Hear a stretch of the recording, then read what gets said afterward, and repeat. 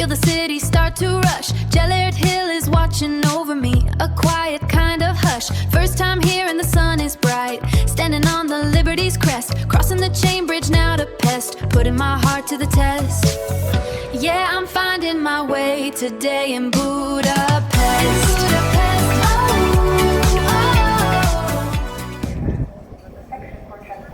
Läheneb rong, mis peaks meid Budapesti viima.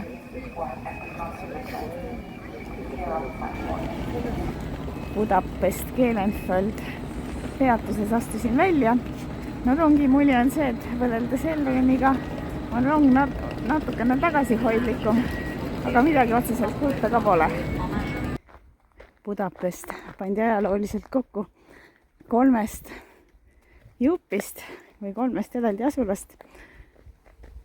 Budast, Pestist ja siis Obudast ehk vanast Budast. Et tavaliselt pigem teatakse, et Budast ja Pestist lihtsalt pandi 1873 kokku. Aga Obuda on siis Buda poole peal seal kõrgemal kaaldil põhja pool, kus vanad roomlased ennast kõigepealt Budapesti saabudes asutasid. Ja Buda jääb lääne poole, Donau jõge kaaldile vaadates vasakule ja siis Pest jääb kaaldile vaadates paremale, Donau jõge, ja mina tulin maha rongi pealt siis Buda poole peal. Öeldakse, et Buda pool on siuke vaiksem ja võib-olla künklikum, mis võib olla kindlasti künklikum, vaiksem ja vanasti oli taga rohkem sellisem aristokraatlikum.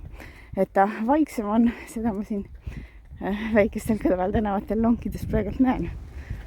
Lasin Geminiil teha omale sellise vähe huvitavama jalutuskäigu sealt raudteejaamast sinna majutuskohta, et tehku kohe mõnuga ringiga. Ja siis ta kõigepealt juhtis mind siia vaiksemasse eramajade piirkonda Buda poole peal. Siin saab seda künklikku maastikku näha. Roosiaeg. Ja suundapi kaart näitab, et ma olen jõudnud Gellert Higi nimelisele künkale. Ja paistab, et siin rahvale meeldib jalutamas käia. Seal võiks mingisugused muud atraktsioonid lisaks loosidele ka olema.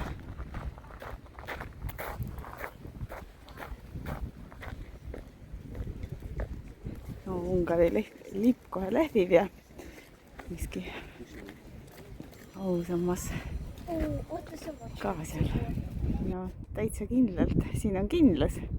Ja kui tahta sinna lähemale lipule ja sellele vabadussambale pääseda, siis tuleb kindlusse sisse minna. Aga selleks, et vaadata vaateid linnale suurele, selleks piisab ka siin niisama jalutamisest jääde peal.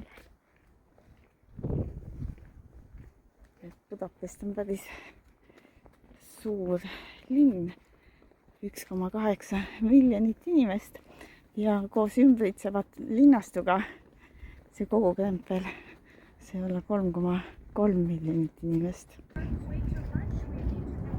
Ei, näe, valetasin. Sammas on isegi kindlusest väljas. Ja siin on veel üks teine kuju ka.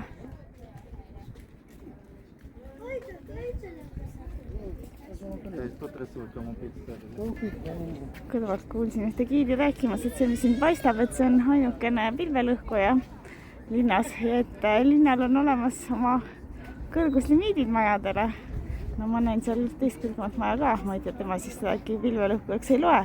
Aga ühesõnaga kõrguse limiidid on majadele, et kui kõrgeks tohib üldse ehitada. Aga mõned inimesed on natukene, mõned võrdsemad kui teised ja saavad kõrgemaid maju teha.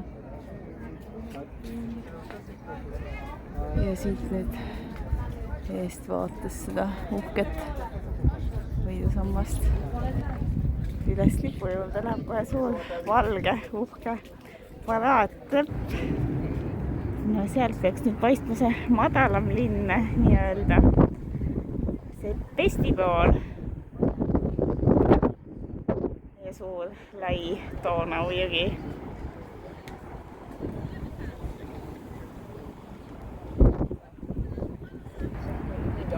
No kui ma oleksin siin Budapestis natuke kauem olnud ja natuke tuttavam, siis ma ilmselt oskasin osutada, et mis majad need on. Suured näiteks roheliste kuplitega. Aga hetkel vaatan nagu loll turist. No kindlus on siis osalt moodsaks klaasmajaks konverteeritud. Et kuidas vana ja uus arhitektuuriliselt ühendada. No see oli Geminil küll hea leid või kaardile märkimine. Ma ise ei teinud mingit tellimust, et tahan heade vaadetega kindlust minna vaatama. Et ta leidis mulle selle.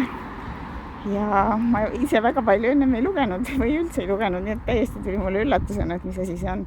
Ja nüüd on siin inimesi mulle vastu jalutanud ja küsivad, hello, do you speak English, et kus see Citadel on, et kaasturistid, et keegi meesterahvas siin oli omal kuidagi kaardile valesti märkinud ja siis sain talle näidata õiget suunda. No siit on see küngas, selle ausamba ja lipuga natuke kaugemalt näha, täitsa küngas, 235 meetrit merepinnast. Nendset Köösi Rotary park, Rotary klubi 1995.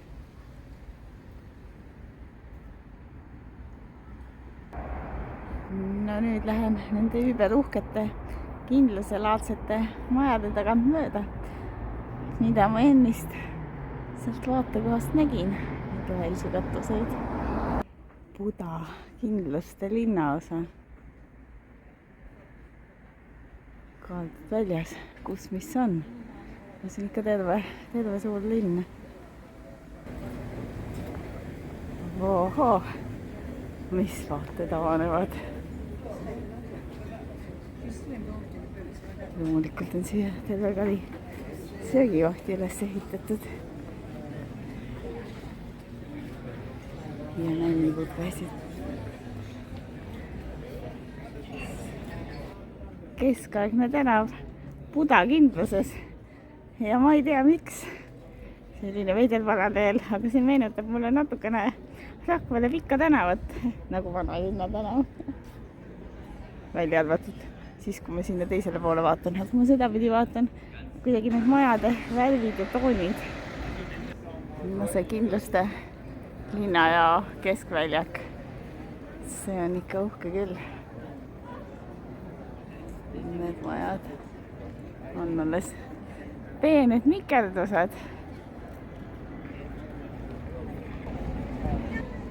See siin ees, kohe selle suure kiriku kõrval, mis peaks olema kirjatergi Mattiase kirik, kuningas Mattias oli suur kultuuriteadlik ja toetaja ja arhitektuuri ja värki. Aga see peaks olema Viini värav, mis kaitses kunagi seda kindluse südant, siuke uhke ehitus.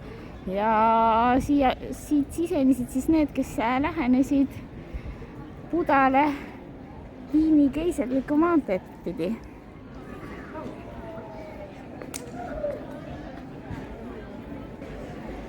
No tänasel päeval on värava võlvid jälle tehtud heade vaadetega söögikoht.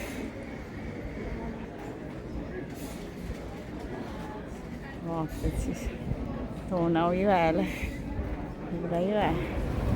No tagasivaatesse kindluse värav ja need katused.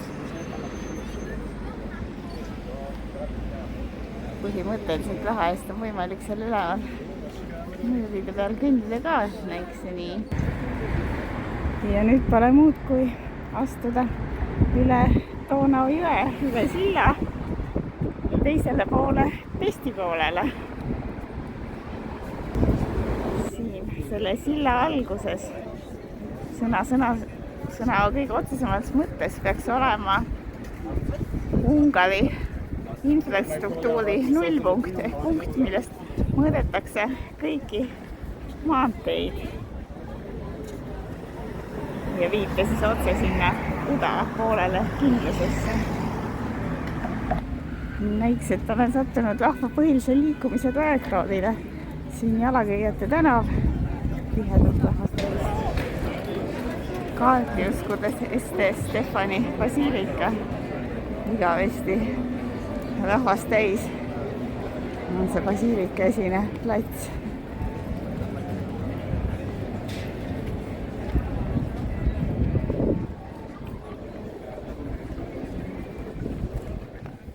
Jõudsin oma kesklinnas Pesti kesklinnas asuvasse hotelli tuppa. No tuba paistab kena, mulle vist veinipudel jäeti ka. For the maximum points, okei. Aga ühesõnaga siia sisse saamisega oli parasjagu tegemist, sest mulle oli mingi äpi kaudu valekood saadetud. Ja siis ma ikkagi pidin helistama. Aga siin ma nüüd olen.